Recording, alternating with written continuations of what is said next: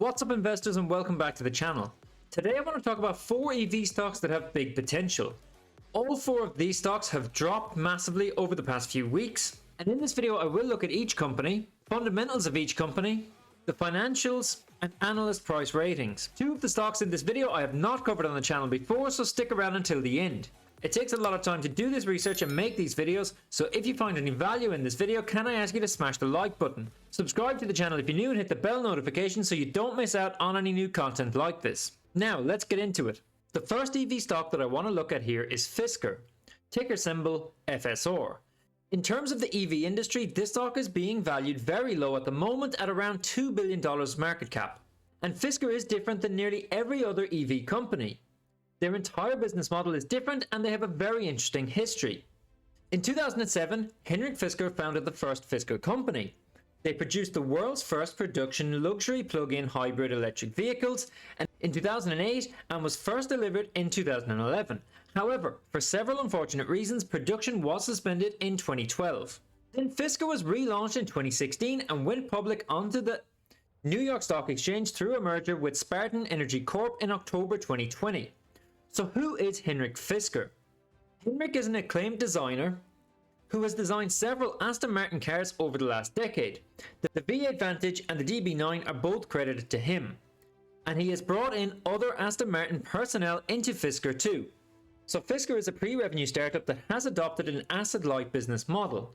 Fisker is bypassing large factory costs by doing contract manufacturing and bypassing the need to have dealer networks by going direct with their sales. This makes them a very interesting investment at the current price. Now there are pros and cons to this business model. On one hand, Fisker doesn't have to build a factory, but on the other hand, they lose some margin because they're paying someone else to build the car. But in today's crazy market environment, I can only see this as a huge positive for any EV startup company. This allows Fisker to produce at a much lower cost in a time when costs seem to be spiraling out of control. Fisker is just now launching their first model, the Ocean SUV, which is being dubbed as the world's most sustainable EV, featuring a solar roof, and this will make its debut at the Paris Auto Show next week. With the second Fisker model due to be built at Foxconn, at the production facility that Foxconn recently purchased from Lordstown Motors, Fisker hopes to sell 250,000 vehicles a year out of the US production and then expand into the European markets.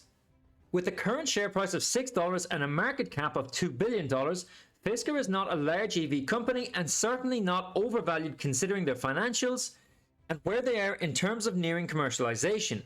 But what do analysts think about Fisker? Looking at tip ranks, 8 Wall Street analysts have set price targets for Fisker. The average price target is $13.50, with a high forecast of 19 and a low of 10, meaning potential upside of nearly 100%. But the EV industry is renowned for having very high barriers to entry. Any startups need to have strong financials. Fisker currently have over $800 million of cash and total assets of $1.4 billion.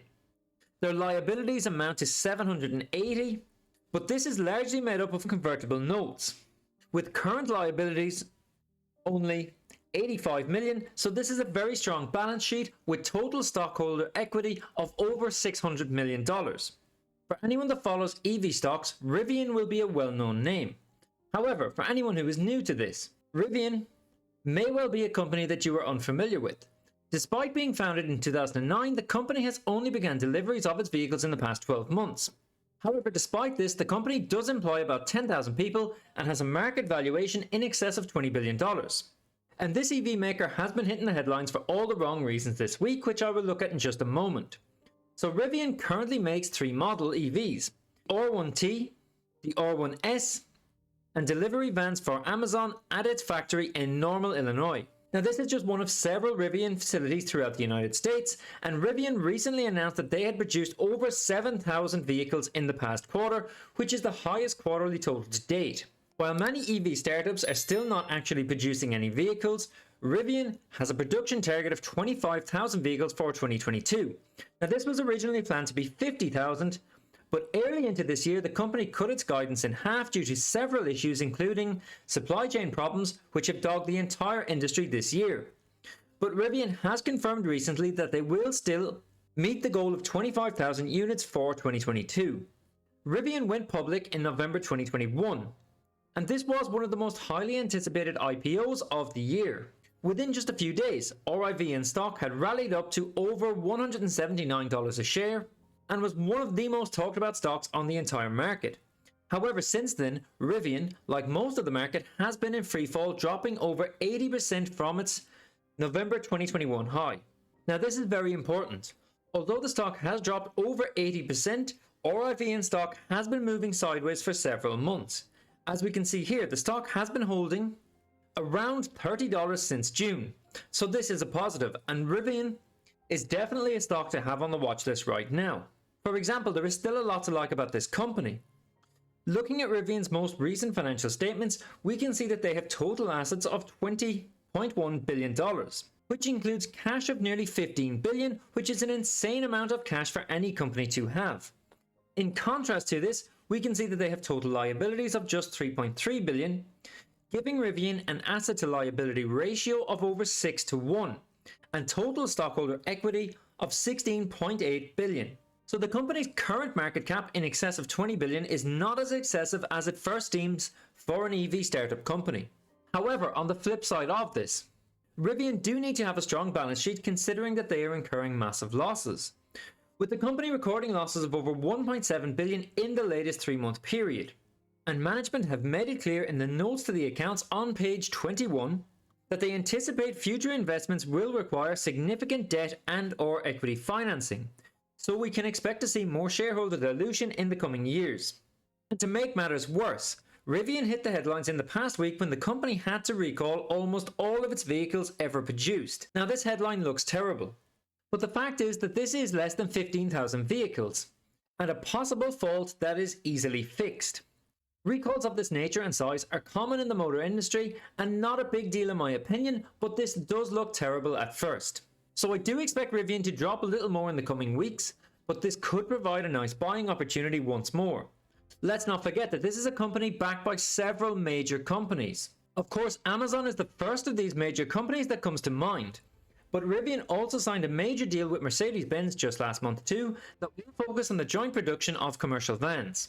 So what do analysts think of RIVN stock? 14 analysts have set price targets for Rivian stock in the past 3 months of $48. This price target represents nearly 50% upside from the current price. Looking at market beat, we can see that Rivian stock is currently at the bottom of both its 50-day range and 52-week range, which suggests huge upside should the market see a little recovery. And the latest analyst review of Rivian from earlier this week says that this stock could be set to double as recall-related pullback seems overdone. Analyst Vijay Rajek reiterated a buy rating on Rivian Automotive with a $65 price target. The next stock on the list is not actually an EV play but a hydrogen power play.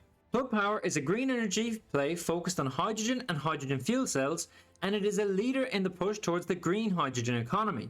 Among the many advantages of hydrogen fuel cells are the unlimited supply of hydrogen and the ability to harvest it from renewable green energy sources. Plug Power develops, designs, manufactures and installs a services a line of end-to-end hydrogen and zero-emission fuel cell solutions. These solutions are tailored for supply chain and logistics applications, on-road electric vehicles, and stationary power generation for businesses and industries in North America and internationally. As questions are beginning to build about the available materials to build electric vehicles in mass, green hydrogen is starting to take center stage as a viable renewable fuel, and Plug Power is the leader in this space. Among the company's many products and technologies is a unique hybrid of EV and hydrogen, as well as equipment for hydrogen and green hydrogen generation, storage, and dispensing infrastructure. Plug Power has strategic agreements with major companies such as Airbus, Edison Motors, Philips, and BAE Systems. The partnership with Airbus in particular is exploring the use of hydrogen in airplanes and airports, while the deal with Edison Motors is focused on hydrogen-only city bus solutions. And the company recently signed a hydrogen supply deal with Amazon to provide liquid green hydrogen starting in 2025 to help decarbonize Amazon's operations as part of its commitment to be net zero by 2040. Specifically, Plug Power is to supply over 10,000 tons per year of liquid green hydrogen to fuel Amazon's operations beginning in 2025, This deal with Amazon marks a growth opportunity for Plug and is expected to help the company towards its 2025 $3 billion revenue goal. Looking at the company's most recent financial statements, we can see that they have total assets of $5.7 billion, which includes cash of $2.2 billion. In contrast to this, we can see that they have total liabilities of just $1.39 billion, giving Plug Power an asset to liability ratio of over 4:1 and total stockholder equity of $4.3 billion. So overall, this is a very strong balance sheet, but quite similar to several companies in the EV or clean energy space. And looking at the income statement, we can see that Plug Power are growing revenue year over year, with revenue up about 50% in the first 6 months of 2022 over the same period of 2021. But after deducting operating expenses, it is clear that the net loss is growing too, unfortunately, and this is something that needs to be considered if investing in this company. If you would like to see a full analysis video on Plug Power, drop a comment down below in this comment section under this video. But what do analysts think of Plug Power? 18 Wall Street analysts have set 12-month price targets for Plug stock in the past 3 months of $35. This price target represents nearly 100% from the last price of $18. And looking at market beat, we can see that Plug Power stock is currently at rock bottom of its 50-day range and in the bottom quarter of its 52-week range, which further suggests huge upside potential. Finally, the last stock on this list is NIO, ticker symbol NIO. For anyone that follows the EV stocks over the past 3 years, NIO will be a well-known name. However, for anyone who is new to this, NIO is a Chinese EV company that has gathered a lot of attention over the past 2 years. This stock has had an incredible drop over the past month, dropping nearly 50% of its value in just 4 weeks.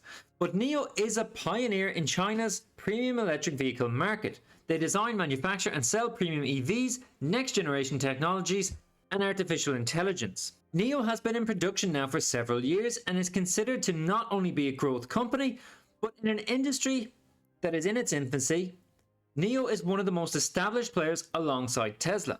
While most EV companies are not yet at the delivery stage, NIO has several EV models already in production, starting with the EP9 supercar in 2016 right up to the latest models, with future additions to be added. But NIO is so much more than just a standard EV company. They have also developed Nomi, which is one of the most advanced in-car AI assistants developed by a Chinese company, and they also have the NIO Formula E team, as well as NIO House, NIO Life, NIO Service and NIO Power, which is the mobile internet-based power solution with extensive networks for battery charging and battery swap facilities. As NIO continues to grow, so does the power of its brand. And NIO is doing something that other Chinese EV makers are not doing, which is breaking into the European market. NIO have signed strategic partners with several large companies as part of their overall expansion, such as the deal with Shell to install battery swapping stations in China and construct and operate pilot stations in Europe. As a result, Shell's charging network in Europe will also become available to NIO users. NIO service and battery swap technology is what sets NIO apart from other EV companies, ranking them as second only to Tesla in the global EV market. And NIO founder William Li expects the company to be among the top 5 global automakers by 2030. In order to achieve this, NIO clearly needs to launch more and cheaper models, and the company is planning to enter the mass market with a sub-brand, while the NIO brand continues to maintain its premium positioning.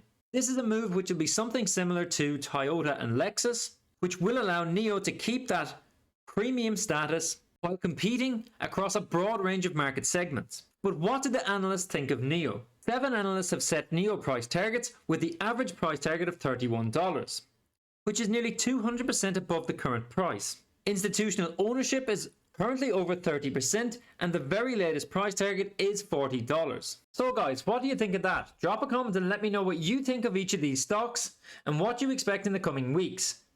Do you agree or disagree with anything that I have said in these videos? Let me know in the comments below. I hope I shared some information with you that you weren't already aware of, and I hope you found value in this video. As always, this is just my opinion, and if anyone is thinking about buying any of these stocks, I encourage you to do your own research. This is certainly a high-risk industry. Remember to check out my Twitter at polestar, and I'll see you in the next update video.